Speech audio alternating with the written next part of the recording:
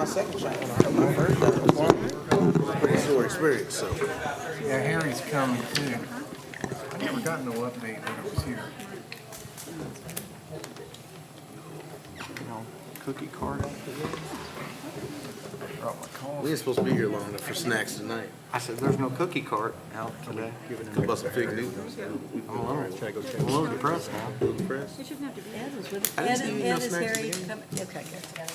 Sorry. It's all right. We got five. I We kind of figured that when I walked up the door and looked in, there's boxes on the table. I said, "You got Carol's number?" Yeah. You ready? We're all- Well, we sent out an email, but I should have texted you guys. Yeah. I did. All right, I'd like to call the meeting to order. Could you please stand and join me for the pledge? I pledge allegiance to the flag of the United States of America and to the republic for which it stands, one nation, under God, indivisible, with liberty and justice for all. Thank you. Harry and Holly, or somebody there. Need a motion for adoption of the regular agenda with just one topic, the emergency 2-year waiver policy. Make a motion that we accept the agenda as it appears. Second. Matt? All those in favor? Aye. Opposed? Dr. Mayor, will you please let us know about this topic? I've had a request from our principals to consider waiving the policy that limits the number of years teachers can come in to our district and bring in for the salary schedule.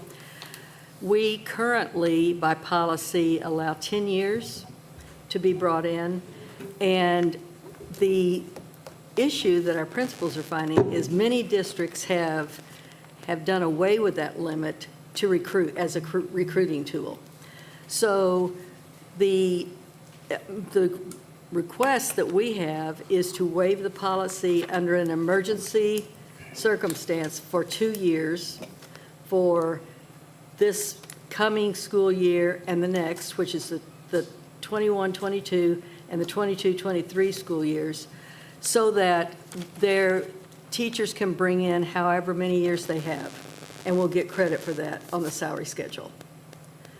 I've got a couple of examples here. If we brought in a teacher who had a BS degree and 22 hours, at 10 years, that teacher would be making $42,514. If we give her the next year, if she brings in to give her the next year, she would make, she would make $43,228, which is a difference of $714. Now, if you had a teacher who was coming in on their 30th year, and we were saying currently that if we give them 10 years of credit on our salary schedule, the salary would be $43,432. If we do away with that limit, that person would make $58,477, which is a difference of about $15,000. Now, it's going to be very unlikely that there are going to be individuals who come into our district that have a high number of graduate hours or a high number of years, but of course it's possible. But we do find that teachers who have 15 years of experience are not signing with us or don't really even want to interview with us because they only get 10 years of experience credit on our salary. What would be the difference between like 10 years and 15 years? Just curious where we would be on the schedule. Well, for example, on 10, someone with a master's at 10 years is $43,432. Yes, write this down because I won't be able to do it in my head. And $47,002. So it's $47,002. So roughly minus $4,000, it sounds like. $43,432. Yeah. And if they came in on just the flat 10, so that would be about 4,000 more if we expanded it to 15 years versus opening up ourselves for an unlimited amount? Just curious. It would be about, yes, about $4,000 difference. Discussion on this? If Dr. Mayor's done? Are you finished? I'm Yes. sorry. Unless you have questions. Yeah, sure. Okay, so I've got a few questions. First, I'm generally all for paying people what they're worth. Years are worth something. So I don't see a problem with that. What I want to know is, this is a proposal that comes through administration, right, through the principals. Do the principals have a plan, a rationale, a response for those teachers who would might find this to be unfair and would prefer that it be retroactive?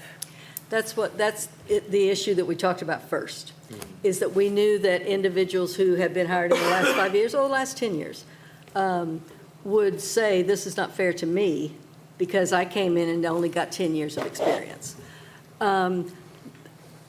This is an emergency, and it's an emergency situation. COVID has caused many of our veteran teachers to retire. It's caused our younger teachers to decide that teaching is not what they want to do. And the teacher shortage, I sent you an article today from MSBA on the teacher shortage. It is critical. And we are finding that we're having to look at the possibility of long-term sub certification, looking at critical needs more, looking at any type of TAC, which is a temporary certification, so that we can hire people. It's becoming more and more clear that the teacher shortage is going to extremely and seriously impact schools. I can only speak for myself on this, but I would think if we adopt this, then my hope would be that the principals who have brought it to us through you as the superintendent would see this as the board extending cooperation, responding to a need and a request, and I would hope that we would have their support should any of the teachers find this to be unfair or objectionable, that the principals would be willing to say, we put this forward. And it's not as if the board is the ones trying to. Well, if I didn't say it, I meant to, and I should have, this request came from administration. Yep. And it was directed to the board, and we are asking the board to waive our policy now so that we can hire teachers. There we have it. So if it is an emergency, what about doing just a 1 year? Why extending it to 2 year? I was going to say, we could look at this for 1 year and then reevaluate this next year to see if we're still in the Yeah. same situation. I'm We assuming. can do that if you want. From everything that I've read and everything that, from the other people in the fields, other superintendents, they don't see that this is going to go away even in 5 years. So a 2-year emergency, but we can certainly do it for a year and re-examine it next year. However, I would request that if we do this next year, if we decide this, and this will be on the administrator's plate, is that we do it sooner. We are behind on our hiring this year. So we really do need to, if we're going to look at this, and if we do see that the teacher shortage is still as impactful as it is now, we need to do it sooner. We could adopt this in the fall or, Yep. something if that, we felt Yes. that was necessary for sure. As far as removing the cap without a ceiling, would going to 15 years instead of 10 be something that would be advantageous as well? We just had a $620,000 salary jump. Correct. And then we could be looking at, potentially quite a bit, potentially not, salary with this situation. So if we looked at maybe something with 5 years to give people some more steps, but maybe not make it overly advantageous for like 25-year teachers to jump to our, to come here. Anything, you can do anything you want to do, and that's certainly an option. Anytime you put a cap like that, you're always going to have the person, but I have 16 years, and you cap it at 15. So it is what it is, and you do whatever you think you need to do. Right now, because the teacher shortage is being driven by a lot of COVID issues, these salaries would be covered under an ESSER Act also. But, we're going to probably get what this district should consider a significant amount, but it's not an endless amount.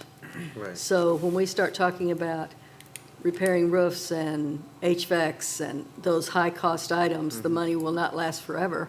But if we wanted to do it for 1 year, it would be covered. Questions or discussion on the right? I have a question. How much latitude, I got here late, apologies.